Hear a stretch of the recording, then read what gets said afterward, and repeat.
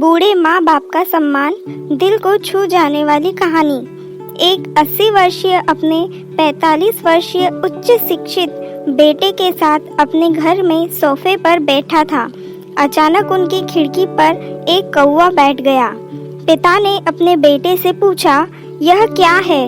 बेटे ने जवाब दिया, यह एक कौवा है। कुछ मिनटों के बाद पिता ने अपने बेटे से दूसरी बात पूछी, यह क्या है? बेटे ने कहा, पिता, मैंने अभी आपको यह एक कौवा है कहा है। थोड़ी देर बाद बूढ़े पिता ने फिर से अपने बेटे से तीसरी बार पूछा, यह क्या है? इस समय बेटे के स्वर में कुछ जलन महसूस हुई। तब उसने अपने पिता से झुंझलाते हुए बोला, यह एक कौवा है, एक कौवा है। थोड़ी देर बाद पिता ने फिर से अपने बेटे से चौथी बार पूछा, यह क्या है? इस बार बेटा अपने पिता पर चिल्लाया, आप मुझसे बार बार एक ही सवाल क्यों पूछते रहते हैं?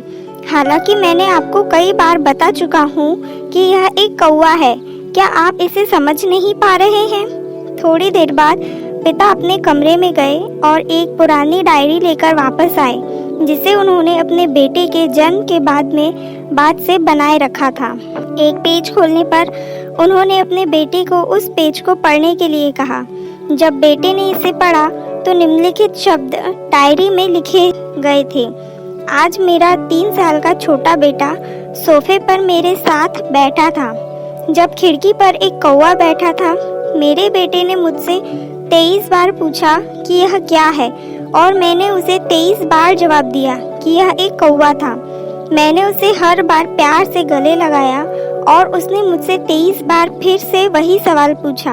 मुझे इस बात से बिल्कुल भी चिढ़ नहीं हुई कि मैंने अपने मासूम बच्चे के लिए प्यार महसूस किया है, जबकि छोटे बच्चे ने उससे 23 बार पूछा, यह क्या है? पिता को 23 बार पूरे सवाल का जवाब देने में कोई जलन महसूस नहीं हुई, और आज जब पिता ने अपने बेटे से सिर्फ 4 बार यही सवाल पूछा तो बेटे को चिढ़ और गुस्सा महसूस हुआ। इसे पढ़कर उस बेटे को अपने किए गए व्यवहार का पता चल गया था, जिससे चलते अब वह मन ही मन बहुत शर्मिंदा हो रहा था। शायद उसे अब किए गए अपने बूढ़े पिता के प्रति व्यवहार पता चल गया था। इसलिए यदि आपके माता पिता जब बुढ़ापे में होते हैं, उन्हें ना तो पीछे छोड़े, ना ही उन्हें एक बोझ के रूप में देखें।